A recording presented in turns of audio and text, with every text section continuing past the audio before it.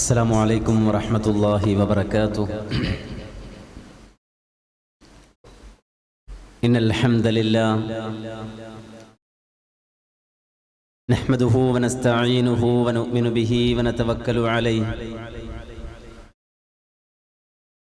ونعوذ بالله من أنفسنا ومن سيئات أعمالنا. من يهده الله فلا مضل له ومن يضلل فلا هادي له. أشهد أن لا إله إلا الله وحده لا شريك له وأشهد أن محمدا عبده ورسوله أرسله بالهدى ودين الحق ليظهره على الدين كله ولو كره المشركون. اللهم صل على محمد وعلى آل محمد كما صليت على إبراهيم وعلى آل إبراهيم إنك حميد مجيد. اللهم بارك على محمد وعلى آل محمد كما باركت على إبراهيم وعلى آل إبراهيم إنك حميد مجيد. أما بعد فإن خير الكلام كلام الله وخير السنن سنن محمد صلى الله عليه وسلم وشر الأمور محدثاتها وكل محدثة بدعة وكل بدعة ضلالة. أيها الناس أوصيكم عباد الله ونفسي أولا بتقوى الله. أعوذ بالله من الشيطان الرجيم. يا أيها الذين آمنوا إن كثيرا من الأحبار والرهبان ليأكلون أموال الناس بالباطل ويصدون عن سبيل الله والذين يكنزون الذهب والفضة ولا ينفقونها في سبيل الله فبشرهم بعذاب أليم.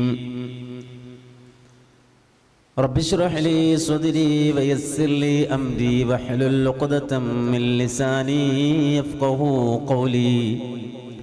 إن أريد إلا الإصلاح ما استطعت وما توفيقي إلا بالله عليه توكلت وإليه أنيب.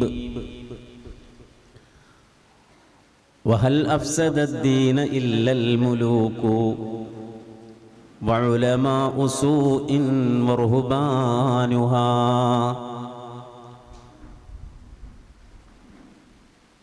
പ്രിയമുള്ള കേരള നേതൃത്വത്തിൽ മുജാഹിദീൻ്റെ നാട്ടിക മണ്ഡലം സാരഥികളെ, ഈ മഹത്തായ സമ്മേളനത്തിൽ ഇന്ന് വൈകുന്നേരം മുതൽ സംബന്ധിച്ചു കൊണ്ടിരിക്കുന്ന പ്രിയപ്പെട്ട സഹോദരങ്ങളെ, സഹോദരികളെ, റബ്ബുൽ ആലമീനായ അല്ലാഹു നമ്മുടെ ഈ ഉദ്യമം അവൻ സ്വീകരിക്കുന്ന സ്വാലിഹായ ഒരു കർമ്മമായി കബൂൽ ചെയ്യുമാറാകട്ടെ എന്ന് ആമുഖമായി പ്രാർത്ഥിക്കുകയാണ്. ഇസ്ലാമിക ചരിത്രത്തിൽ ഏതൊരു കാലഘട്ടത്തിലും സത്യസന്ധമായ ദീനീ ദഅവത്തിന് തടസ്സം നിന്ന ഒരു വിഭാഗമുണ്ട്.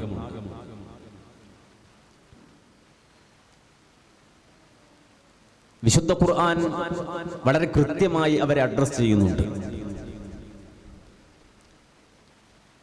നമുക്കെല്ലാവർക്കും അറിയാവുന്നതുപോലെ മനുഷ്യൻ ഒരു സാമൂഹ്യ ജീവിയാണ്. പ്രബലമായ ചില ശക്തികളെ അവലംബിച്ചുകൊണ്ടാണ് പൊതുസമൂഹം നിലനിന്നു പോരുന്നത്. അതിൽ പൊതുവായ സാധാരണക്കാരായ ആളുകൾ അവലംബിക്കുന്ന സമൂഹത്തിലെ 3 കേന്ദ്രങ്ങളുണ്ട്. ആ 3 കേന്ദ്രങ്ങൾ നന്നാകുമ്പോൾ, അവർ ദൂരക്കാഴ്ചയുള്ളവരാകുമ്പോൾ അതിൻ്റെ പ്രതിഫലനം സമൂഹത്തിലുണ്ടാകും. ആ 3 കേന്ദ്രങ്ങൾ കുഴപ്പത്തിലായാൽ, ഫിത്നയിലായാൽ, അതിൻ്റെ എല്ലാ പ്രതിസന്ധികളും പ്രയാസങ്ങളും സമൂഹത്തിൽ പ്രതിഫലിച്ചുകൊണ്ടിരിക്കും. ഇത് വളരെ കൃത്യമായി വിശുദ്ധ ഖുർആനിൽ റബ്ബ് സുബ്ഹാനഹു വ തആല നമുക്ക് വേണ്ടി പറഞ്ഞു തരുന്നുണ്ട്. ഇന്നലകളിൽ കഴിഞ്ഞുപോയ ഇസ്ലാഹിന്റെ നവോത്ഥാനത്തിന്റെ നായകന്മാരായ അമ്പിയാക്കളുടെ സമൂഹത്തെ ചൂണ്ടി ഖുർആൻ പറഞ്ഞു പഠിപ്പിച്ചു തന്നു. യാ അയ്യുഹല്ലദീന ആമനു ഇന്ന കതീറൻ മിനൽ അഹ്ബാരി വർ-റുഹ്ബാൻ ലയഅകുലൂന അംവാലൻ നാസി ബിൽ ബാതിലി വയസുദ്ദൂന അൻ സബീലില്ലാഹ്. വിശ്വാസികളെ, പണ്ഡിത പുരോഹിതന്മാരിൽ അധികം ആളുകളും ലയഅകുലൂന അംവാലൻ നാസി ബിൽ ബാതിലി വയസുദ്ദൂന അൻ സബീലില്ലാഹ്, ജനങ്ങളുടെ മുതൽ അന്യായമായി ഭുജിക്കുന്നവരാണ്. രണ്ടാമതായി, ജനങ്ങളുടെ മുതൽ അന്യായമായി ഭുജിക്കുന്നതോടൊപ്പം തന്നെ വയസുദ്ദൂന അൻ സബീലില്ലാഹ്, അല്ലാഹുവിന്റെ മാർഗ്ഗത്തെ തൊട്ട് ജനങ്ങളെ തടയുന്നവരാണ്. ഇതിനോട് ചേർത്ത് ഖുർആൻ പറഞ്ഞൊരു ഭാഗമാണെന്ത്? വല്ലദീന യക്നിസൂന الذهب والفضة ولا ينفقونها في سبيل الله فبشرهم بعذاب أليم. സമ്പത്തുള്ള ആളുകൾ, ദഹബും ഫില്ലത്തും അഥവാ സ്വർണവും വെള്ളിയും കൻസായി സൂക്ഷിച്ചിട്ടുള്ളവർ. കൻസാവുക എന്ന് പറഞ്ഞാൽ ഉലമാ വിശദീകരിക്കുന്നത് കാണാം, സ്വർണത്തിന്റെയും വെള്ളിയുടെയും സകാത്തൊന്നും കൊടുക്കാതെ അത് ശേഖരിച്ചു വെച്ച ആളുകൾ. വലാ യുൻഫിഖൂനഹാ ഫീ സബീലില്ലാഹ്, അല്ലാഹുവിന്റെ മാർഗ്ഗത്തിൽ അത് ചെലവഴിക്കുന്നില്ലെങ്കിൽ ഫബശ്ശിർഹും ബിഅദാബിൻ അലീം, വേദനാജനകമായ ശിക്ഷ അവർക്കുണ്ട് എന്ന് സന്തോഷ വാർത്ത അറിയിക്കണേ. ഇത് ഏതൊരു വിശ്വാസിയും പഠിച്ചു വെക്കേണ്ട വിശുദ്ധ ഖുർആനിലെ വചനമാണ്. കാരണം നവോത്ഥാന പാതയിലെ പൗരോഹിത്യ തടസ്സങ്ങൾ എന്ന വിഷയം നമ്മൾ സംസാരിക്കുമ്പോൾ ഒരു സാമൂഹ്യ വീക്ഷണം നടത്തുന്ന ഏതൊരു വ്യക്തിയും ആഴത്തിൽ പഠിച്ചിരിക്കേണ്ട വചനമാണ് ഈ ആയത്ത്. കാരണം ഇത് തുടങ്ങുന്നത്, ഈ വചനം ആരംഭിക്കുന്നത് യാ അയ്യുഹല്ലദീന ആമനൂ, വിശ്വാസികളെ എന്ന് വിളിച്ചുകൊണ്ടാണ്, മുഅ്മിനുകളെ എന്ന് വിളിച്ചുകൊണ്ടാണ്. എന്നിട്ട് അല്ലാഹു വലിയൊരു വിവരം നമുക്ക് കൈമാറുന്നുണ്ട്. അതെന്താ? ഇന്ന കതീറൻ മിനൽ അഹ്ബാരി വർ-റുഹ്ബാൻ, പണ്ഡിത പുരോഹിതന്മാരിൽ നിരവധി അനവധി ആളുകൾ, ഭൂരിഭാഗവും ലയഅകുലൂന അംവാലൻ നാസി ബിൽ ബാതിൽ, ജനങ്ങളുടെ മുതൽ അന്യായമായി തിന്നുന്നവരാണ്. ജനങ്ങളുടെ പോക്കറ്റടിക്കുന്നു, അല്ലെങ്കിൽ ജനങ്ങളുടെ മുതൽ അന്യായമായി തിന്നുന്നു എന്ന് മാത്രമല്ല, വയസുദ്ദൂന അൻ സബീലില്ലാഹ്, സത്യമാർഗത്തിലേക്ക്, നേരിന്റെ വഴിയിലേക്ക് ജനങ്ങളെ നയിക്കേണ്ടതിന് പകരം അവർ തടസ്സങ്ങളായി മാറുന്നു. പുരോഹിതന്മാർ തടസ്സങ്ങളായി മാറുന്നു. ഈ ആയത്ത് സാധാരണ നമ്മൾ പൊതുവായി പറയുമ്പോ നമ്മുടെ നാട്ടിലെ പുരോഹിതന്മാർ തന്നെ അതിന് മറുപടി പറയാറുണ്ട്. നമ്മുടെ നാട്ടിലെ ചില സമസ്തയുടെ പണ്ഡിതന്മാർ തന്നെ ഈ ആയത്തിന് മറുപടി വാദവുമായി രംഗത്ത് വരാറുണ്ട്. അവർ പറയും, മൗലവി, അതൊക്കെ പഴയ കാലഘട്ടത്തിൽ യഹൂദി നസ്രാക്കൾ അവർക്കിടയിലുള്ള പണ്ഡിതന്മാരെ കുറിച്ച് പറഞ്ഞതാണ്. ആ കാലഘട്ടത്തിലെ പണ്ഡിത പുരോഹിതന്മാരെ കുറിച്ച് പറഞ്ഞതാണ്. ആ വിവരങ്ങളൊക്കെ അത് നമുക്കൊന്നും ബാധകമല്ല. ഇന്നലകളിൽ കഴിഞ്ഞുപോയ മൂസാ നബിയുടെ അനുയായികളായി കടന്നു വന്ന സമൂഹത്തിനിടയിലേക്ക് ഈസാ അലൈഹിസ്സലാത്തു വസ്സലാമിന്റെ സമൂഹത്തിൽ കടന്നു വന്ന പുരോഹിതന്മാർ, ആ സമൂഹത്തിലേക്ക് കടന്നു വന്ന പണ്ഡിത പുരോഹിതന്മാർ, അവരെ കുറിച്ച് ഖുർആൻ പറഞ്ഞതാണ്. നമുക്കത് ബാധകമല്ല എന്ന് പറയുന്ന പണ്ഡിതന്മാരെ നമുക്ക് കാണാൻ സാധിക്കും. എന്നാൽ ഈ ആയത്തിനെ സമഗ്രമായി മഹാനായ ഇബ്നു കതീർ റഹിമഹുല്ലാ അദ്ദേഹത്തിന്റെ തഫ്സീറിൽ വിശദീകരിക്കുന്നത് കാണാൻ കഴിയും. എന്താണ് റബ്ബ് ഇവിടെ പറഞ്ഞതിന്റെ ഉദ്ദേശം? വൽ മഖ്സൂദു അത്തഹ്ദീറു മിൻ ഉലമാഇ സൂഇ വഉബാദിൽ ളലാൽ, അല്ലാഹു സുബ്ഹാനഹു വ തആല ഇവിടെ താക്കീത് ചെയ്യുകയാണ്. ഉലമാ ഉസൂ, ദുഷിച്ച പണ്ഡിതന്മാർ, പുരോഹിതന്മാർ, അതുപോലെ തന്നെ വഴിപിഴച്ച ഉബ്ബാദുകൾ, അഥവാ അതിർവിട്ട് മതത്തിന്റെ എല്ലാ അതിർവരമ്പുകളെയും സീമകളെയും മാറ്റിവെച്ചുകൊണ്ട് സ്വന്തം താല്പര്യത്തിനനുസരിച്ചുകൊണ്ട് ആരാധനാ മുറകളും പർണശാലകളും റിയാളുകളും ത്വരീഖത്തുകളും അങ്ങനെ പലവിധ വഴികൾ തേടിപ്പോകുന്ന ആളുകൾ, അവരെക്കുറിച്ച് അല്ലാഹു താക്കീത് ചെയ്യുകയാണ് ഈ വചനത്തിൽ. കമാ ഖാല സുഫ്യാൻ ഇബ്നു ഉയൈന, മഹാനായ സുഫ്യാൻ ഇബ്നു ഉയൈന റഹിമഹുല്ലാഹ് പറഞ്ഞു, മൻ ഫസദ മിൻ ഉലമാഇനാ കാന ഫീഹി ശബഹും മിനൽ യഹൂദ്. ഈ ഉമ്മത്തിൽ അഥവാ മുഹമ്മദുർ റസൂലുള്ളാഹിയുടെ ഉമ്മത്തിൽ നമ്മുടെ കൂട്ടത്തിലെ ഒരു ഉലമ, ഒരു പണ്ഡിതൻ കുഴപ്പത്തിലായാൽ, ഫസാദിലായാൽ, അയാൾ ദുഷിച്ചാൽ, കാന ഫീഹി ശബഹും മിനൽ യഹൂദ്, അവൻ ജൂതന് സദൃശനാണ്, യഹൂദിയായ ആളുകൾക്ക് സദൃശനാണ്. കാരണം എന്ന് വെച്ചാൽ യഹൂദികളുടെ പ്രത്യേകത, അവര് കാര്യങ്ങളെ കൃത്യമായി പഠിക്കാൻ ശ്രമിക്കുന്നവരാണ്, അക്കാദമിക് സ്റ്റഡി നടത്തുന്ന ആളുകളാണ്, വിവരമുള്ള ആളുകളാണ്, ഗവേഷണം നടത്തുന്ന ആളുകളാണ്. അങ്ങനെ കാര്യങ്ങൾ പഠിച്ചതിനു ശേഷമാണ് അവർ പിഴച്ചു പോകുക. അതാണ് മഹാനായ സുഫ്യാൻ ഇബ്നു ഉയൈന റഹിമഹുല്ലാഹ് പറയുന്നത്, മൻ ഫസദ മിൻ ഉലമാഇനാ, മുസ്ലിം ഉമ്മത്ത് അഥവാ മുഹമ്മദുർ റസൂലുള്ളാഹിയുടെ ഉമ്മത്ത്, ആ ഉമ്മത്തിൽ ഒരുത്തൻ ഫസാദായാൽ കാന ഫീഹി ശബഹും മിനൽ യഹൂദ്, അവൻ ജൂതന് സദൃശനായിരിക്കും, യഹൂദന് സദൃശനായിരിക്കും. വമൻ ഫസദ മിൻ ഉബ്ബാദിനാ കാന ഫീഹി ശബഹും മിനൻ നസ്വാറാ. എന്നാൽ അധികമൊന്നും പഠിക്കാതെ ആലിമുകളാകുന്ന ആളുകൾ, ആലിമല്ല ഉബ്ബാദുകളാകുന്ന ആരാധന ഭക്തി ആ ഭക്തിയുമായി നടക്കുന്ന ആളുകളുണ്ട്. അവർക്ക് ആഴത്തിൽ കിതാബിൽ അറിവോ വേദത്തിൽ അറിവൊന്നും ഉണ്ടാവൂല. നേരെ മറിച്ച് അവരെ സംബന്ധിച്ചിടത്തോളം ഉബ്ബാദുകളായി വലിയ ഭക്തന്മാരായി നടക്കുന്ന ആളുകൾ, അവര് ഫിത്നയിലാകും, അവർ കുഴപ്പത്തിലാകും.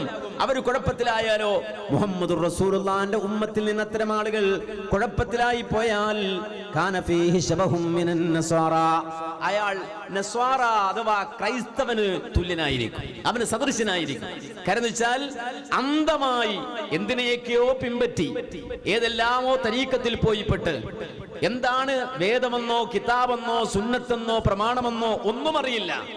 എന്നാൽ ഭക്തിയിൽ അവൻ കടന്നു വന്നു, എന്നിട്ട് അവൻ ഫസാദായി എങ്കിൽ കാന ഫീഹി ശബഹും മിനൻ നസ്വാറാ, അവൻ ഒരു നസാറക്ക് സദൃശനായിരിക്കും. അല്ലാഹുവിന്റെ റസൂൽ സല്ലല്ലാഹു അലൈഹി വസല്ലമ ഇത് വളരെ കൃത്യമായി നമുക്ക് നൽകുന്ന താക്കീതാണ്. പലപ്പോഴും പല ആളുകളും പറയാറുണ്ട്, എന്ത് നമ്മുടെ ഉമ്മത്ത്, നമ്മൾ മുസ്ലിം ഉമ്മത്ത് മാലിക് ഇബ്നു ദീനാറും കൂട്ടരും കേരളത്തിൽ വന്നു, അല്ലെങ്കിൽ പരമ്പരാഗതമായി കാരണവന്മാർ വഴി ഇതാ ആദരിച്ചു വരുന്ന വിശ്വാസങ്ങൾ ഇങ്ങനെ കൈമാറി നമ്മുടെ കയ്യിലുമെത്തി. അതുകൊണ്ട് തന്നെ അതിൽ കൂടുതൽ പഠനങ്ങളോ നോട്ടങ്ങളോ ഗവേഷണങ്ങളോ ചർച്ചകളോ സംവാദങ്ങളോ ഒന്നും ആവശ്യമില്ല എന്നൊക്കെ പറയുന്ന ആളുകളുണ്ട്. എന്നാൽ മുഹമ്മദ് നബി സല്ലല്ലാഹു അലൈഹി വസല്ലമ മുസ്ലിം ഉമ്മത്തിന് വരാവുന്ന പരിണാമഘട്ടങ്ങളെ വിശദീകരിച്ചു. സ്വഹീഹായ ഹദീസുകളിൽ, ഇമാം ബുഖാരി ഉദ്ധരിക്കുന്ന, മുസ്ലിം ഉദ്ധരിക്കുന്ന ഹദീസുകളിൽ എന്താണ് അവിടെ റസൂൽ പറഞ്ഞത്? ലതർകബുന്ന മൻ കാന ഖബലകും, നിങ്ങൾക്ക് മുമ്പ് കഴിഞ്ഞുപോയ തലമുറകളെ നിങ്ങൾ പിൻപറ്റും, നിങ്ങൾ അങ്ങോട്ട് വണ്ടി കയറും. അതാ റസൂൽ പറയുന്നത്.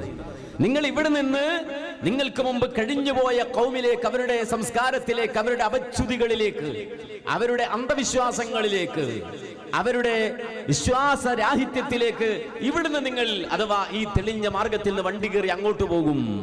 എങ്ങനെ? ശിബറം ബിശിബിരിൻ ദിറാം ബിദിറാ, നിങ്ങൾക്ക് മുമ്പ് കഴിഞ്ഞുപോയ തലമുറകളെ ചാണിനു ചാണായി മുഴത്തിന് മുഴമായി നിങ്ങൾ പിൻപറ്റുന്ന അവസ്ഥയുണ്ടാകും. ഇത് റസൂലുള്ളാഹി തന്റെ ഉമ്മത്തിനോടാ പറയുന്നത്, തന്റെ ഉമ്മത്തിനോടാ പറയുന്നത്. നിങ്ങൾക്ക് മുമ്പ് കഴിഞ്ഞുപോയ തലമുറകളിൽപ്പെട്ട മനുഷ്യർ അവരെ ചാണിനു ചാണായും മുഴത്തിന് മുഴമായി പിൻപറ്റുമെന്ന് പറയുമ്പോൾ പ്രവാചകൻ ഒന്നുകൂടി അത് വ്യക്തമാകാൻ പറഞ്ഞു. അവരുടെ കൂട്ടത്തിൽ ഏതെങ്കിലും ഒരുത്തൻ ഒരു ഉടുമ്പിന്റെ മാളത്തിൽ കടന്നിട്ടുണ്ടെങ്കിൽ അവിടെ വരെ. ഉടുമ്പിന്റെ മാളെന്ന് പറഞ്ഞാൽ അതിന്റെ വാതിൽ, അതിന്റെ കവാടം വളരെ ചെറുതാണ്. മാത്രമല്ല, സാഹസപ്പെട്ട ഒരുത്തിന് അതിന്റെ ഉള്ളിൽ കയറിയാൽ ഒരുപാട് മാളങ്ങളാണ്, എങ്ങോട്ടാ പോകേണ്ടത് എന്നറിയില്ല. ആ രൂപത്തിലുള്ളതാണ് ഉടുമ്പിന്റെ മാളം. ആ ഉടുമ്പിന്റെ മാളത്തിലേക്ക് നിങ്ങളുടെ മുൻ കഴിഞ്ഞു പോയ തലമുറകളിൽപ്പെട്ട ഒരുത്തൻ കടന്നുപോയിട്ടുണ്ടെങ്കിൽ ഉടുമ്പിന്റെ മാളമല്ലേ അത്? അതിന്റെ കവാടം വളരെ ചെറുതല്ലേ? അതല്ലെങ്കിൽ അങ്ങോട്ട് കയറുക പ്രയാസമല്ലേ, കയറിയാൽ തന്നെ പ്രയാസമല്ലേ, ഒരുപാട് മാളങ്ങളില്ലേ, ഇതൊന്നും നിങ്ങൾ ചിന്തിക്കൂല. നേരെ മറിച്ച് നിങ്ങളുടെ മുൻ കഴിഞ്ഞു പോയ ഏതെങ്കിലും ഒരുത്തൻ ഉടുമ്പിന്റെ മാളത്തിൽ ഞെങ്ങി ഞെരുങ്ങി കയറിയിട്ടുണ്ടെങ്കിൽ നിങ്ങൾ അവിടെ തലയിട്ട് ചെല്ലുമെന്ന് ഹബീബുൽ വറ മുഹമ്മദുർ റസൂലുള്ളാഹി സ്വല്ലല്ലാഹു അലൈഹി വസല്ലം പഠിപ്പിക്കുകയാണ്. എന്നിട്ട് റസൂലുള്ള ഇതിങ്ങനെ വിശദീകരിക്കുമ്പോ പ്രവാചകന്റെ സന്നിധാനത്തിൽ അന്നിരുന്ന് ദീൻ പഠിച്ച സ്വഹാബത്ത് റസൂലുള്ളയോട് ചോദിച്ച് ക്ലാരിറ്റി വരുത്തുകയാണ്. എന്താ സ്വഹാബത്ത് ചോദിച്ചത്? പ്രവാചക, താങ്കൾ ആരെയാണ് ഉദ്ദേശിക്കുന്നത്? ഞങ്ങൾക്ക് മുമ്പ് കഴിഞ്ഞുപോയ തലമുറകളെ ചാണിനു ചാണായും മുഴത്തിനു മുഴമായും ഞങ്ങൾ പിൻപറ്റുമെന്ന് താങ്കൾ പറയുമ്പോൾ അങ്ങ് ഉദ്ദേശിക്കുന്നത് അൽ യഹൂദ വൻ നസാറ, യഹൂദ നസറാക്കളെ ഞങ്ങൾ പിൻപറ്റുമെന്നാണോ? ജൂത ക്രൈസ്തവരെ ഞങ്ങൾ പിൻപറ്റുമെന്നാണോ? മറ്റൊരു റിപ്പോർട്ടിൽ ഫാരിസ് അവർ റൂം, പേർഷ്യക്കാരെയും റോമക്കാരെയും ഞങ്ങൾ പിൻപറ്റുമെന്നാണോ? ആ പാശ്ചാത്യരുടെ പിന്നാലെ ഞങ്ങൾ പോകുമെന്നാണോ നബി അങ്ങ് ഉദ്ദേശിക്കുന്നത്? അല്ലാഹുവിന്റെ റസൂൽ സല്ലല്ലാഹു അലൈഹി വസല്ലമ അവരോട് തിരിച്ചു ചോദിച്ചു, ഫമൻ, അല്ലാതെ പിന്നെ ആരെയാണ്? അല്ലാതെ പിന്നെ ആരെയാണ്? അവരെ തന്നെയാണ് നിങ്ങൾ പിൻപറ്റുക എന്ന് പറഞ്ഞാൽ, ഇന്നലകളിൽ യഹൂദ നസ്രാക്കൾ അവരുടെ പണ്ഡിത പുരോഹിതന്മാർ റബ്ബുകളാക്കിയിട്ടുണ്ടെങ്കിൽ ആ വഴിയിൽ നിങ്ങൾ കടന്നു പോകും, ആ വഴിയിലൂടെ നിങ്ങൾ കടന്നു പോകും, ആ ചിന്ത നിങ്ങളിലേക്ക് കടന്നു വരും, അല്ലെങ്കിൽ ആ ഒരു സംസ്കാരം നിങ്ങളിലേക്ക് കടന്നു വരും. നമ്മൾ നന്നായി അനുഭവിച്ചു നമ്മുടെ നാട്ടിൽ. ആ ഒരു അവസ്ഥയെ നമ്മൾ നന്നായി നേരിട്ടു. അഥവാ വേദം നൽകപ്പെട്ട പ്രവാചകന്മാർ, മൂസാ നബി അലൈഹിസ്സലാത്തു വസ്സലാമിന് അല്ലാഹു തൗറാത്ത് കൊടുത്തു, ഈസാ നബി അലൈഹിസ്സലാത്തു വസ്സലാമിന് അല്ലാഹു ഇൻജീൽ കൊടുത്തു. എന്തിനാണ്? പഠിക്കാൻ, അല്ലാഹുവിനെ കുറിച്ച് അറിയാൻ, ദീനിന്റെ അഖീദ തിരിച്ചറിയാൻ, അഅ്മാലുകളും അഹ്കാമുകളും മുനാക്കഹാത്തുകളും മുആമലാത്തുകളും അറിയാൻ, എങ്ങനെയാണ് ജീവിക്കേണ്ടത്, എങ്ങനെയാണ് വിവാഹം, എങ്ങനെയാണ് ഇടപാടുകൾ, എങ്ങനെയാണ് ഇബാദാത്തുകൾ, ഇത് കൃത്യമായി പറഞ്ഞ് അല്ലാഹു സുബ്ഹാനഹു വ തആല വഹയിന്റെ സംരക്ഷണത്തിൽ ആ സമൂഹത്തിന് കൃത്യമായ സംസ്കാരം പഠിപ്പിച്ചു കൊടുത്തു. തൗറാത്ത്, ഇൻജീൽ, അതിന്റെ വാഹകർ എന്തേ ചെയ്തത്? അതവർ പഠിച്ചില്ല, അതിനെ പഠിക്കാൻ അവർ തുനിഞ്ഞില്ല, ആ തൗറാത്തിന്റെ വചനങ്ങളിലേക്ക് അവർ ഇറങ്ങിയില്ല, അള്ളാഹുവിന്റെ കലാമിന് അവർ ചെവി കൊടുത്തില്ല. നേരെ മറിച്ച് ആ ഖുർആനും അല്ലെങ്കിൽ അവർക്കിടയിലെ വേദഗ്രന്ഥവും അവരും തമ്മിലുള്ള ബന്ധം വിശുദ്ധ ഖുർആൻ സൂറത്തുൽ ജുമുഅയിൽ വിശദീകരിച്ചു തന്നു. എന്താണത്? മതലുൽ ലദീന ഹുമ്മിലുത് തൗറാത ثم لم يحملوها كمثل الحمار يحمل أسفارا بئس مثل القوم الذين كذبوا بآيات الله والله لا يهدي القوم الظالمين. مثل الذين حملوا التوراة, തൗറാത്ത് വഹിപ്പിക്കപ്പെട്ടവരുടെ ഉപമ കമഥലിൽ ഹിമാരി, കഴുതയുടെ ഉപമയാണ്. യഹ്മിലു അസ്ഫാറ, എങ്ങനെയുള്ള കഴുത? ഗ്രന്ഥം ചുമക്കുന്ന കഴുത. ഒരു കഴുതയുടെ മുതുകത്ത് ഷേക്സ്പിയറിന്റെയോ ഷെർലക് ഹോംസിന്റെയോ കുറെ നോവലുകൾ വെച്ചു കെട്ടിയിട്ട് 10 കൊല്ലം ഉഴാൻ വിട്ടാലും 11ാമത്തെ കൊല്ലം കഴുത പുസ്തകക്കെട്ടുമായി തിരിച്ചു വരും. ഒരിക്കലും ആ കഴുത സാഹിത്യകാരനായിട്ടുണ്ടാവില്ല. ആ കഴുത പുതിയൊരു സാഹിത്യ ലോകം തുറക്കില്ല. നേരെ മറിച്ചൊരു ചുമടായി മാത്രം അതിങ്ങനെ കൊണ്ടു നടക്കും. ഇതുപോലെയാണ് തൗറാത്ത് നൽകപ്പെട്ട ജനതയുടെ ഉപമയെന്ന് ഖുർആൻ. എന്നിട്ട് അല്ലാഹു ആ വാചകം കൊണ്ട് അവസാനിപ്പിച്ചില്ല.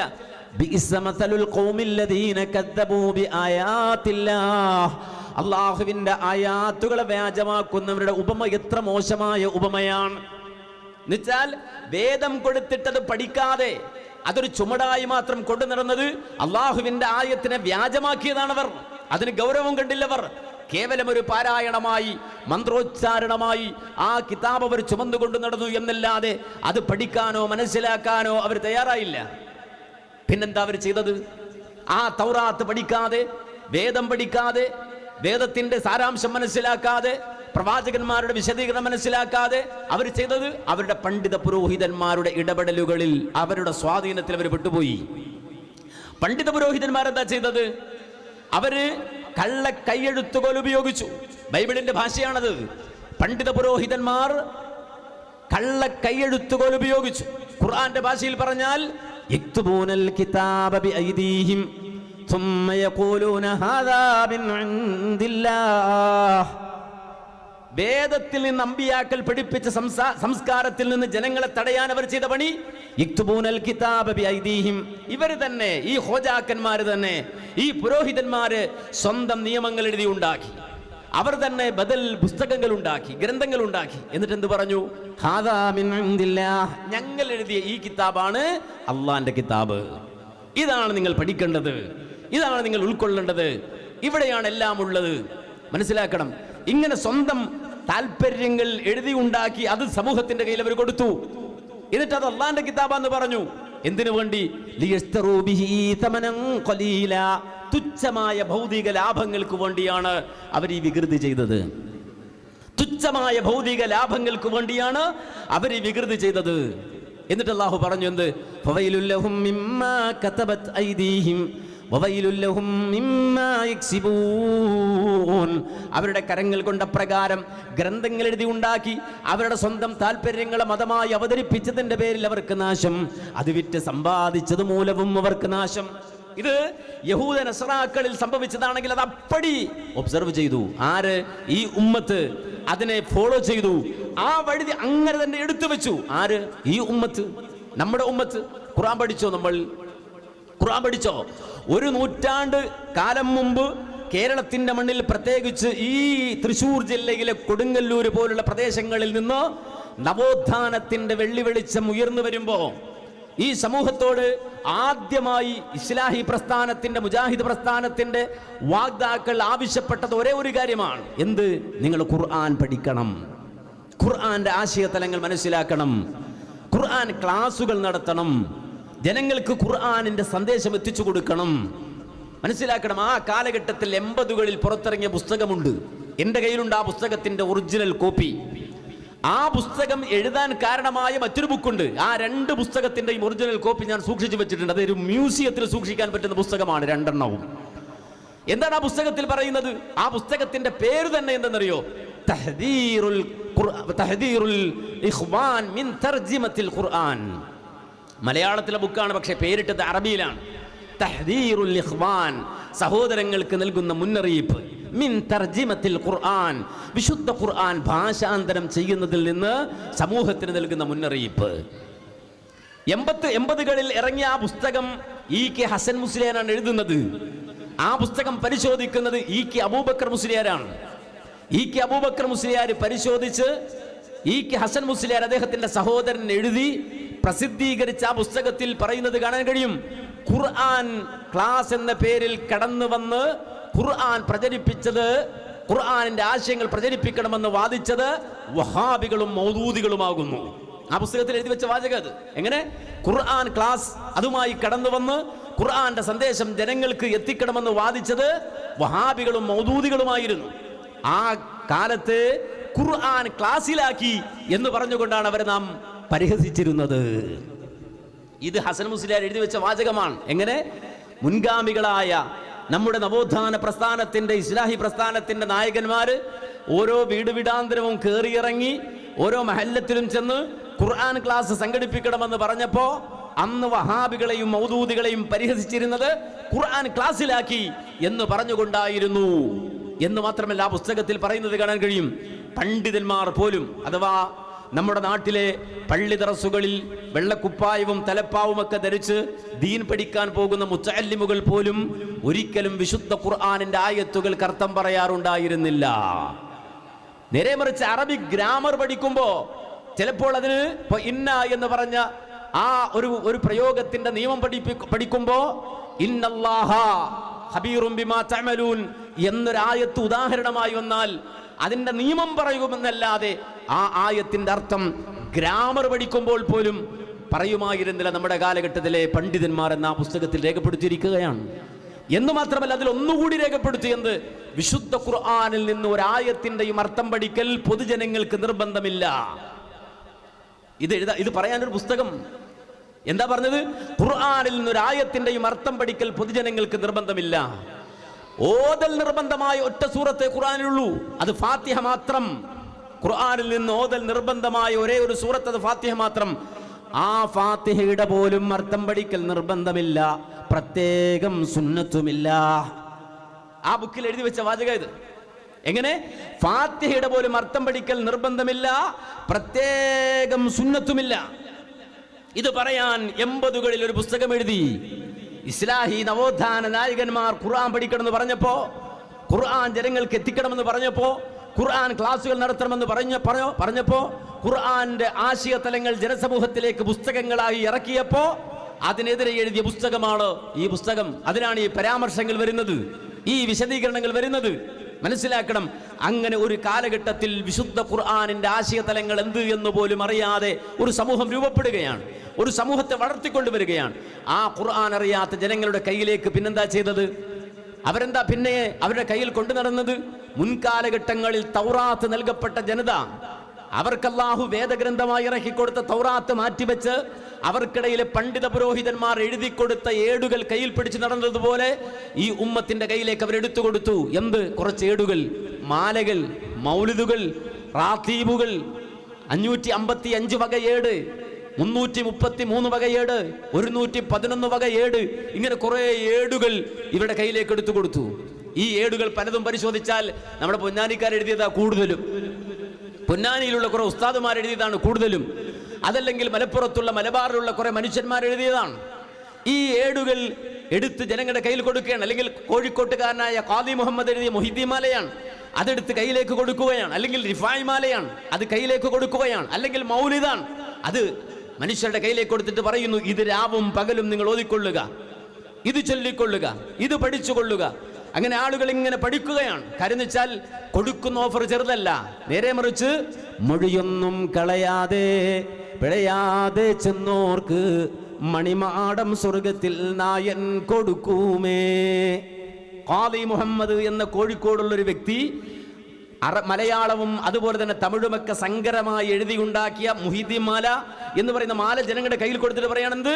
മൊഴിയൊന്നും കളയാതെ തെറ്റൊന്നും വരാതെ ഇത് ഒരു വട്ടം ഇങ്ങനെ ചൊല്ലി തീർക്കുകയാണ് എങ്കിൽ കിട്ടുന്ന പ്രതിഫലം മണിമാടം സ്വർഗത്തിൽ നായൻ കൊടുക്കുമേ.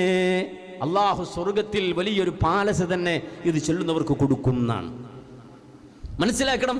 എന്നിട്ടോ ഈ മാലകളും മൗലിദുകളും അത് ഈ പറയുന്ന പുരോഹിതന്മാർക്കൊരു വരുമാന മാർഗമായി മാറി.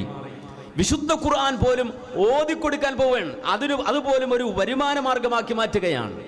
ആ രൂപത്തിൽ വളരെ കൃത്യമായി മുൻകാലഘട്ടങ്ങളിൽ എന്ത് സംഭവിച്ചോ അതിന് സദൃശ്യമായി തത്തുല്യമായ അവസ്ഥ മുസ്ലിം ഉമ്മത്തിലേക്ക് വന്നു.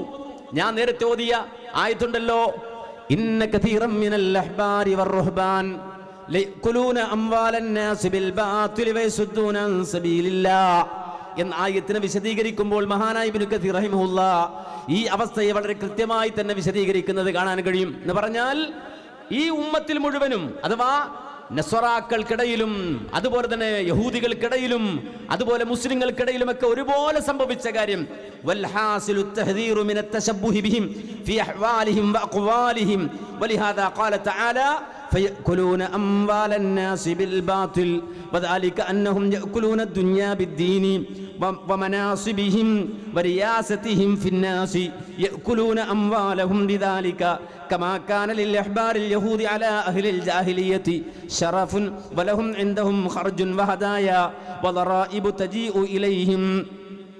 അഥവാ ഈ പറയുന്ന യഹൂദികളും നസ്വറാക്കളും തൗറാത്ത് കിട്ടിയവരും ഇഞ്ചീൽ കിട്ടിയവരും ഒക്കെ ചെയ്ത പണി എന്താണെന്ന് ചോദിച്ചാൽ, ജനങ്ങൾക്കിടയിൽ പണ്ഡിതന്മാർക്കൊരു സ്ഥാനമുണ്ട്, ഒരു ഫضലുണ്ട്. അതുപോലെ തന്നെ ജനങ്ങൾക്കിടയിൽ ഈ പറയുന്ന ഇബാദുകൾക്ക് ഒരു സ്ഥാനമുണ്ട്. അതുകൊണ്ട് തന്നെ പൊതുജനം ഇവർക്ക് സമ്മാനപ്പൊതികൾ ഇങ്ങനെ കൊടുക്കാൻ തുടങ്ങി, കൈമടക്കുകൾ ഇങ്ങനെ കൊടുക്കാൻ തുടങ്ങി. അതുപോലെ തന്നെ അവർക്ക് ഇങ്ങനെ ശമ്പളത്തിന് പുറമെയുള്ള കിമ്പളങ്ങൾ ഇങ്ങനെ കിട്ടാൻ തുടങ്ങി. ആളുകൾക്കിടയിൽ ഈ ഷറഫും ഫضലും ഒക്കെ കിട്ടാൻ തുടങ്ങി. യഥാർത്ഥത്തിൽ ആരെയാണ് പരിഗണിക്കേണ്ടത് എന്നറിയാതെ ജാഹിലിയത്തിൽ അകപ്പെട്ടു പോയൊരു സമൂഹം അവരിങ്ങനെ ഇവരെ പോഷിപ്പിക്കാൻ തുടങ്ങി. അങ്ങനെ ഇവർ ജീവിച്ചു കൊണ്ടിരുന്നപ്പോ ഫലമ്മാ ബഅസല്ലാഹു റസൂലഹു സലവാത്തുല്ലാഹി വസലാമുഹു അലൈഹി ഇസ്തമറു അലാ ളലാലിഹിം വകുഫ്രിഹിം വഇനാദിഹിം. പ്രവാചകന്മാർ അവർക്കിടയിലേക്ക് വന്നു. ലോകത്തെ ഏറ്റവും വലിയ ഇസ്ലാഹിന്റെ ആളുകളാരാ? ഇൻ ഉരീദു ഇല്ലൽ ഇസ്ലാഹ മസ്തതഅത് വമാ തൗഫീഖി ഇല്ലാ ബില്ലാഹി അലൈഹി തവക്കൽതു വഇലൈഹി ഉനീബ്. ഞാൻ ഇസ്ലാഹയെ സമൂഹത്തിൽ ഉദ്ദേശിക്കുന്നുള്ളൂ. ജനങ്ങൾക്കിടയിൽ അള്ളാഹുവിന്റെ ദീൻ കൃത്യമായി എത്തിക്കലാണ് ആ ദീനിലേക്ക് അവരെ കൊണ്ടുവരലാണ് എൻ്റെ ഉദ്ദേശമെന്ന് അമ്പിയാക്കൾ പറഞ്ഞ വാചകമാണ്. ഇസ്ലാഹ്, നവോത്ഥാനം, സമൂഹത്തിലെ ഈ പരിഷ്കരണം, വലാലത്തിലും ജഹലിലും അകപ്പെട്ടു പോയ ജനതയെ ദീനിന്റെ യഥാർത്ഥമായ വഴിയിലേക്ക് വിളിച്ചു കൊണ്ടുവരാൻ അള്ളാഹു നിയോഗിച്ച നബിമാർ. അള്ളാഹു പ്രവാചകന്മാരെ ഈ പുരോഹിതന്മാരുടെ കൈപ്പിടിയിൽ അകപ്പെട്ടു പോയ ജനങ്ങളെ സംസ്കരിക്കാൻ വേണ്ടി പറഞ്ഞു വിട്ടപ്പോഴും ജനം എന്താ ചെയ്തത്? ഇസ്തമറു അലാ വലാലിഹിം വകുഫ്രിഹിം വഇനാദിഹിം തമഅം മിൻഹും അൻ തബ്ഖാലഹും തിൽക റിയാസാത്ത് ഫഅത്ഫഅഹ അല്ലാഹു ബിനൂരിൻ നുബുവ്വ വസലബഹും ഇയ്യാഹാ വഅവ്വലഹും ബിദ്ദില്ലതി വൽ മസ്കന വബാഊ ബിഗളബിൻ മിനല്ലാഹ്. മനസ്സിലാക്കണം, ആ ജനത ആ പുരോഹിത മതത്തിൽ തന്നെ നിന്നു. പ്രവാചകന്മാരുടെ വിളി കേൾക്കാൻ, വഹയിന്റെ വിളി കേൾക്കാൻ, ഖുർആനിന്റെയോ സുന്നത്തിന്റെയോ വിളി കേൾക്കാൻ, അല്ലെങ്കിൽ തൗറാത്തിന്റെ ഇഞ്ചീലിന്റെയോ വിളി കേൾക്കാൻ തയ്യാറാകാതെ വന്നപ്പോ അള്ളാഹുവിന്റെ ശാപകോപങ്ങൾക്ക് വിധേയരായ അങ്ങേറ്റം നിന്ദരായ ഒരു ജനതയായി ഇവർ മാറി എന്നുള്ളതാണ്. ഇത് ലോകത്ത് ആവർത്തിക്കപ്പെടുന്ന കാര്യമാണ്. അപ്പോൾ അടിസ്ഥാനപരമായി നമ്മൾ മനസ്സിലാക്കണം, പ്രവാചകന്മാർ പഠിപ്പിക്കുന്ന യഥാർത്ഥമായ വഹയിന്റെ സന്ദേശത്തിന് തടസ്സം നിൽക്കുന്നത് ഏതു കാലഘട്ടത്തിലും പുരോഹിത മതക്കാരായിരിക്കും. കാരണം അവർ അള്ളാഹുവിന്റെ മതത്തിന് സമാന്തര മതമുണ്ടാക്കുന്ന ആളുകളാണ്. അള്ളാഹു പറഞ്ഞതിനെതിരായി അവർ ദീനുണ്ടാക്കും. അള്ളാഹു പഠിപ്പിച്ച ദീനല്ല, അമ്പിയാക്കൾ പറഞ്ഞ ദീനല്ല, നബിമാര് പറഞ്ഞ ദീനല്ല, നബിമാര് പഠിപ്പിച്ച ദിക്റല്ല, നബിമാര് പഠിപ്പിച്ച സ്വലാത്തല്ല, നബിമാര് പഠിപ്പിച്ച നോമ്പല്ല, നബിമാര് പഠിപ്പിച്ച ഹജ്ജല്ല. നേരെ മറിച്ച് ഇവിടെയെല്ലാം ഈ പുരോഹിതൻ വരുമാനമുണ്ടാക്കാനുള്ള പുതിയ വഴികൾ തുറക്കും, പുതിയ മാർഗങ്ങൾ തുറക്കും. അവിടുന്നാണ് എല്ലാ രംഗത്തും കാണാൻ കഴിയും. എല്ലാ ശിർക്കും അതിനു വേണ്ടി കൊണ്ടുവരും, എല്ലാ കുഫ്റും അതിനു വേണ്ടി കൊണ്ടുവരും.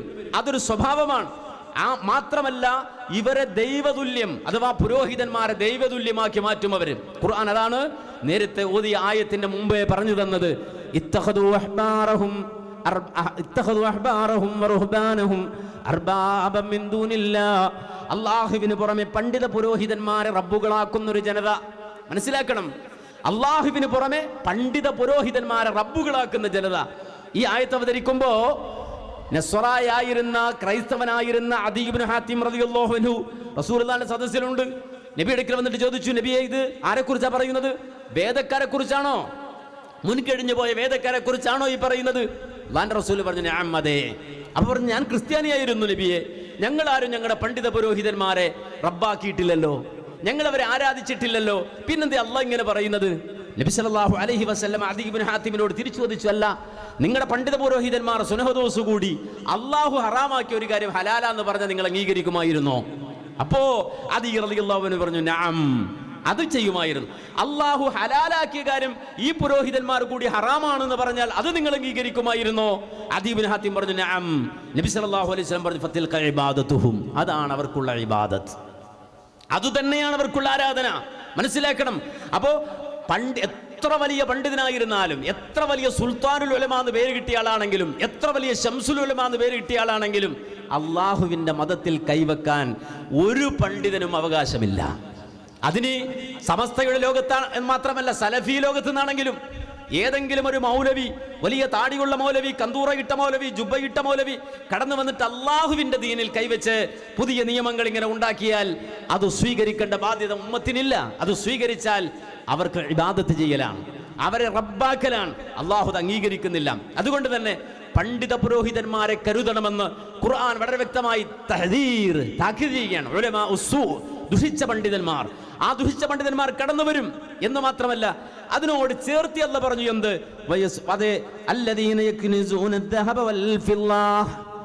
ഞാൻ ഒരുപാട് ആലോചിച്ചു, എന്തിനാ ഈ പറയുന്നത്? പണ്ഡിത പുരോഹിതന്മാരെ കുറിച്ച് പറഞ്ഞ ഉടൻ തന്നെ അള്ളാഹു അതിനോട് ചേർത്തുകൊണ്ട് പറയണത്, അതേ, വേറൊന്നുമല്ല, അല്ലദീന യക്നിസൂന അദ്ദഹബ വല്ലദീന യക്നിസൂന അദ്ദഹബ വൽ ഫില്ല വലാ യുൻഫിഖൂനഹാ ഫീ സബീലില്ലാഹ്.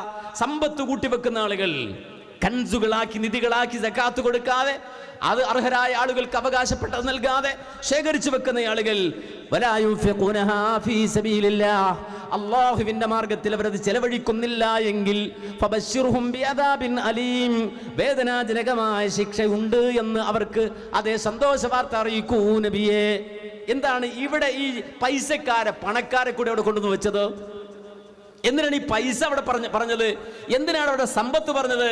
ആ ആയത്ത് വിശദീകരിക്കുമ്പോ മഹാനായ ഇബ്നു കസീർ റഹിമഹുല്ലാഹ് തന്നെ പറയുന്നത് കാണാം, ഹൗലാഇഹും അൽ ഖിസ്മു സാലിസു, ഇവര് മൂന്നാം ഖൗമാണ്. ഞാൻ പറഞ്ഞില്ലേ, 3 അച്യുതങ്ങൾ ഉണ്ടാവും ഒരു സമൂഹത്തിൽ. ഒരു സമൂഹത്തിന്റെ നവോത്ഥാനത്തെ സ്വാധീനിക്കാൻ, ഒരു സമൂഹത്തിന്റെ ഇസ്ലാഹിനെ സ്വാധീനിക്കാൻ, ഒരു സമൂഹത്തിന്റെ പരിവർത്തനത്തെ സ്വാധീനിക്കാൻ 3 കേന്ദ്രങ്ങൾ ഉണ്ടാവും. ഒന്ന് പറഞ്ഞു ഉലമാ, പണ്ഡിതന്മാർ. 2 ഉബ്ബാദ്. ഉബ്ബാദ് എന്ന് വെച്ചാൽ സമൂഹത്തിൽ കുറച്ച് ദീനൊക്കെ ഉണ്ട് എന്ന് പറയുന്ന ആളുകൾ, നമ്മളെപ്പോലെ സംഘടനാ പ്രവർത്തനമൊക്കെ നടത്തി അതുമായി ബന്ധപ്പെട്ട് പള്ളിയും പരിസരവും കമ്മിറ്റിയും സക്കാത്തും ഉളുഹിയ്യത്തും അങ്ങനെ ജീവിക്കുന്ന കുറെ ആളുകൾ. മൂന്നാമതൊരു ജനതയുണ്ട്. അവരാരാണ്? അതെ, അവരെ സംബന്ധിച്ചിടത്തോളം അവർ ഈ പണമുള്ള ആളുകളാണ്, ഉമറാക്കളാണ്, അള്ളാഹു കുറച്ച് പൈസ കൊടുത്ത് സൗകര്യങ്ങൾക്ക് കൊടുത്ത ആളുകളാണ്. ഈ 3 വിഭാഗം ജനങ്ങളുടെ ഹെഡായി ലീഡേഴ്സായി വരുന്നത് ഇവരാണ്. അവരാണ് മുന്നിൽ നിൽക്കുന്ന ഗോക്കൾ.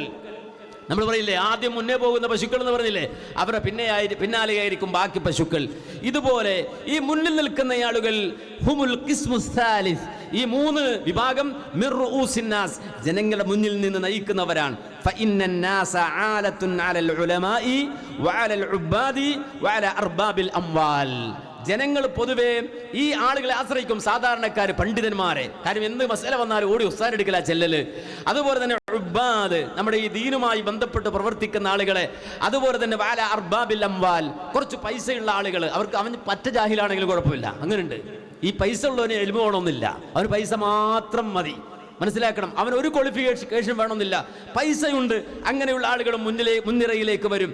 എന്നിട്ട് പറഞ്ഞു ഫഇദാ ഫസദത് അഹ്വാലു ഹൗലാഇ ഫസദത് അഹ്വാലുൻ നാസി. ഈ 3 തരക്കാരുടെ അവസ്ഥ മാറിയാൽ, അത് ദുഷിച്ചാൽ പിന്നെ സമൂഹം കേടാകും, സമൂഹം ദുഷിച്ചു പോകും. ഏതൊരു സമൂഹവും നമുക്കറിയാം, അന്ധവിശ്വാസം ഉണ്ടാകും, അനാചാരം ഉണ്ടാകും, സാമ്പത്തിക പ്രതിസന്ധികൾ മാത്രമല്ല, ആ രംഗത്തുള്ള അസാൻമാർഗികതകൾ ഉണ്ടാകും, സമൂഹത്തിന്റെ ദുഷിച്ച ചിന്തകൾ ഉണ്ടാകും. ഇതെല്ലാം കടന്നു വരുന്നത് ഈ 3 വിഭാഗം ആളുകൾ അവരുടെ ചിന്തയിൽ കുഴപ്പങ്ങൾ ഉണ്ടായാൽ, അവരുടെ നീക്കുപോക്കുകളിൽ കുഴപ്പങ്ങൾ ഉണ്ടായാൽ, അവരുടെ കാഴ്ചയിൽ പ്രതിസന്ധികൾ ഉണ്ടായാൽ, ഫസദത് അഹ്വാലുൻ നാസ്, ജനങ്ങളുടെ അവസ്ഥ മുഴുവനും അതേ അവതാളത്തിലാകും. അവിടെയാണ് ദീൻ ഇല്ലാതെ പോകുന്നത്, അവിടെയാണ് ദീൻ നഷ്ടപ്പെടുന്നത്. നമ്മൾ ഒരുപാട് പ്രശ്നങ്ങൾ പറയാറുണ്ട് നമ്മുടെ നാടിനെ കുറിച്ച്, അല്ലേ? നമ്മുടെ മക്കൾ വഴിതെറ്റിപ്പോകുന്നതിനെ കുറിച്ച്, ലഹരി പരക്കുന്നതിനെ കുറിച്ച്, സമൂഹം മാർഗത്തിലേക്ക് വീണു പോകുന്നതിനെ കുറിച്ച്. അതിന്റെ അടിസ്ഥാന കാരണം തല വെടക്കായതാണ്, ഹെഡ് വെടക്കായതാണ്.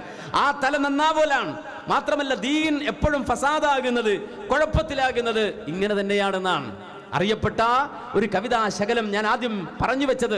അതിൽ ഈ വാചകം ഈ ആശയം ഉൾക്കൊള്ളിച്ചത് കാണാൻ കഴിയും. വഹൽ അഫ്സദദ്ദീന ഇല്ലൽ മുലൂകു വഉലമാഉ സൂഇൻ വറുഹ്ബാനുഹാ. ഒരു സമൂഹം ആ സമൂഹത്തിന്റെ ദീൻ കുഴപ്പത്തിലാക്കുന്നത് ഒന്ന് ഭരണാധികാരികളാണ്, മുലൂഖുകളാണ്, നേരത്തെ പറഞ്ഞ അധികാരികൾ, ലീഡേഴ്സ്. മാത്രമല്ല വഉലമാ ഉസൂഇൻ വറുഹ്ബാനുഹ, ദുഷിച്ച പണ്ഡിതന്മാരും. അതുപോലെ തന്നെ ഈ പറയുന്ന റുഹ്ബാനുകളായ ഉബ്ബാദുകൾ, നേരത്തെ പറഞ്ഞില്ലേ, പർണശാലകളൊക്കെ കെട്ടി അതിനകത്ത് ഇങ്ങനെ തപസ്സിരിക്കുന്ന ആളുകൾ, ദീനിന്റെ അഹ്ലുകാരെന്ന് പറഞ്ഞ് നടന്ന് എന്നാൽ ദുഷിച്ചു പോയ ആളുകൾ. അവരിലൂടെയാണ് കുഴപ്പങ്ങൾ സമൂഹത്തിൽ ഉണ്ടാവുക എന്നുള്ളതാണ്. അതുകൊണ്ട് നവോത്ഥാന രംഗത്ത് നമ്മൾ എവിടെ ചെന്നാലും നമുക്കുള്ള പ്രതിസന്ധി, നമ്മുടെ മുന്നിൽ നിന്നുകൊണ്ട് ആദ്യമായി പ്രയാസമുണ്ടാക്കുന്നത് ഈ വിഭാഗമായിരിക്കും. നിങ്ങളുടെ നാട്ടിൽ നിങ്ങൾ തൗഹീദിന്റെ പ്രസംഗം വെച്ച് നോക്കൂ, നിങ്ങൾ സുന്നത്തിന്റെ പ്രസംഗം വെച്ച് നോക്കൂ, ഒരു കലാസാംസ്കാരിക പരിപാടി വെച്ച് നോക്കൂ. നിങ്ങൾക്കറിയാം, ഈ കലാസാംസ്കാരിക പരിപാടിക്ക് നാട്ടിലുള്ള മുഴുവൻ ആളുകളുടെ സപ്പോർട്ട് ഉണ്ടാവും. എല്ലാവരും, കള്ളൂടിമാരടക്കം വരും, എല്ലാ പലിശക്കാരും വരും, നാട്ടുകൂട്ടം മുഴുവൻ വരും, നിങ്ങൾക്ക് സപ്പോർട്ടാകും എല്ലാ നിലക്കും. മനസ്സിലാക്കണം ഈ കലാസാംസ്കാരിക പരിപാടി. എന്നാൽ നിങ്ങളൊരു ദീനി ദഅവത്തുമായി ബന്ധപ്പെട്ട, ഒരു തൗഹീദുമായി ബന്ധപ്പെട്ട സമൂഹത്തിൽ വിശ്വാസപരമായി ഉണ്ടാകേണ്ട മാറ്റം, അതുപോലെ തന്നെ സാംസ്കാരികമായി സഖാഫിയായി ഉണ്ടാകേണ്ട മാറ്റം, അതിനുവേണ്ടി ഒരു പരിപാടി നിങ്ങൾ സംഘടിപ്പിച്ചു നോക്കൂ. അന്ന് വരെ നിങ്ങൾക്കില്ലാത്ത എല്ലാ ചാപ്പകളും നിങ്ങൾക്ക് ഇവർ കുത്തിത്തരും, എല്ലാ ചാപ്പകളും നിങ്ങൾ കുത്തിത്തരും. എന്ന് മാത്രമല്ല, സമൂഹം നിങ്ങളെ ഒറ്റപ്പെടുത്തും. മാത്രമല്ല, ഈ സമൂഹത്തിൽ പറയപ്പെട്ട ഈ 3 കൂട്ടം ആളുകളും, അഥവാ ഈ പണ്ഡിത പുരോഹിതന്മാരും, അതുപോലെ തന്നെ ഈ പൈസക്കാരും, അതുപോലെ തന്നെ ഈ പറയുന്ന ആളുകളൊക്കെ എതിരായി വന്നിട്ട് പലവിധ ചാപ്പകളും കുത്തി മഹല്ല് വിലക്ക് നിങ്ങളെ മൂലക്കിരുത്തും. ആര്? ഇവർ. നവോത്ഥാനത്തിന് തടസ്സം നിൽക്കും, നന്മക്ക് ഇവർ തടസ്സം നിൽക്കും. അതിനെ പ്രതിരോധിക്കലാണ് നമ്മെ സംബന്ധിച്ചിടത്തോളം നമുക്ക് അല്ലാഹു സുബ്ഹാനഹു വ തആല ടാസ്ക് എന്ന് മനസ്സിലാക്കണം. നബിമാർ മുഴുവനും ആ ബുദ്ധിമുട്ട് അനുഭവിച്ചവരാണ്, പ്രയാസം അനുഭവിച്ചവരാണ്. ഇന്നലത്തെ നവോത്ഥാന നായകന്മാർ മുഴുവനും ആ പ്രതിസന്ധി അനുഭവിച്ചവരാണ്. ആ പ്രതിസന്ധിക്ക് മുന്നിൽ ഒരിക്കലും അവര് ഒരു തരത്തിലും കീഴുതുങ്ങിക്കൊടുത്തില്ല, അല്ലേ? പലവിധ ചാപ്പകളും കുത്തി, അല്ലേ? നമ്മുടെ നാട്ടിൽ ഈ നവോത്ഥാന പ്രസ്ഥാനം വന്നപ്പോ വഹാബിയായി ചാപ്പ കുത്തി, അല്ലേ? വഹാബി എന്നാ പറഞ്ഞത് പല ആളുകളെയും. വഹാബികൾ എന്ന് പറഞ്ഞാൽ നമ്മൾ ഇട്ട പേരല്ലത്, നമ്മളെ കുറിച്ച് നമ്മൾ പറഞ്ഞതല്ല. നേരെ മറിച്ച് എന്തോ കോത്താമ്പി വരുന്നു എന്ന് പറയുന്നത് പോലെയാണ് വഹാബികൾ എന്ന് പേരിട്ടിട്ട് നമ്മളെവിടെങ്കിലും ഒരു പ്രോഗ്രാം വെച്ചാൽ പോലും നാട്ടിൽ പ്രചരിക്കുക. അയാൾ വഹാബിയാണ് എന്ന് പറഞ്ഞാൽ എന്തോ ഒരു ചീത്ത വിളിക്കണ പോലെയാണ്, എന്തോ ഒരു ചീത്ത വിളിക്കുന്ന പോലെയാണ്. എന്തോ ഒരു പ്രശ്നമുള്ള ആളുകൾ, അതാണ് വഹാബികൾ എന്ന രൂപത്തിൽ ഭീകരന്മാരാക്കി, അതുപോലെ തന്നെ അവരെ വളരെ മോശക്കാരാക്കി, അവരെ മഹലിൽ പിന്നെ ഖബറടക്കാൻ പറ്റാത്ത ആളുകളാക്കി, സലാം പറയാൻ പറ്റും. ഇങ്ങനെ എന്തൊക്കെയാണ് പൗരോഹിത്യം ഇളകിയാടിയത്, എന്തെല്ലാം പ്രശ്നങ്ങൾ ഉണ്ടാക്കിയത്.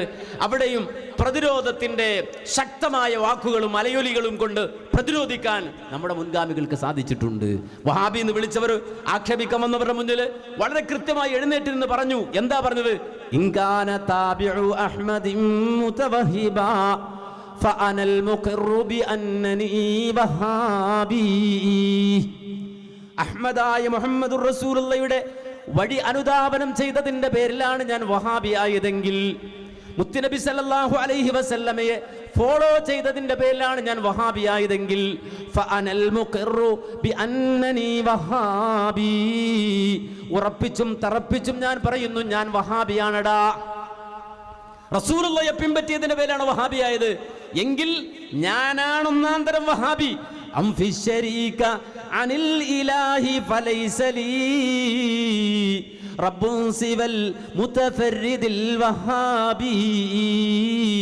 ഞാൻ പ്രഖ്യാപിക്കുന്നു, അള്ളാഹുവിന് പുറമെ നീ ഉണ്ടാക്കി വെച്ച ഏത് കൂറുകാരനാണോ, അത് ജാറമാണെങ്കിലും ദർഗയാണെങ്കിലും വലിയാണെങ്കിലും നബിയാണെങ്കിലും ജിന്നാണെങ്കിലും ഏത് തരത്തിലുള്ള ആളാണെങ്കിലും, അംഫി ശരീക അനിൽ ഇലാഹി ഫലൈസ ലീ റബ്ബുൻ സിവൽ മുതഫർരിദിൽ വഹാബി.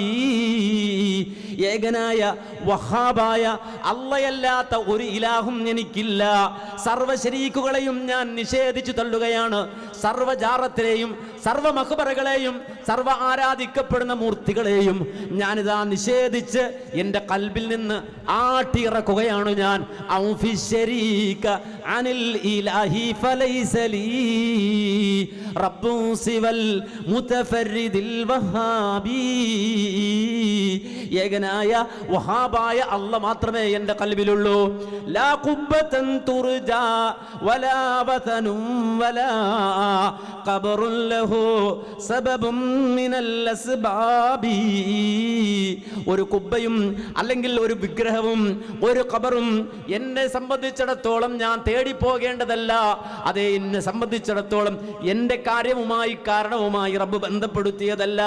ഒരു മരവുമില്ല, അതുപോലെ തന്നെ ഒരു കല്ലുമില്ല.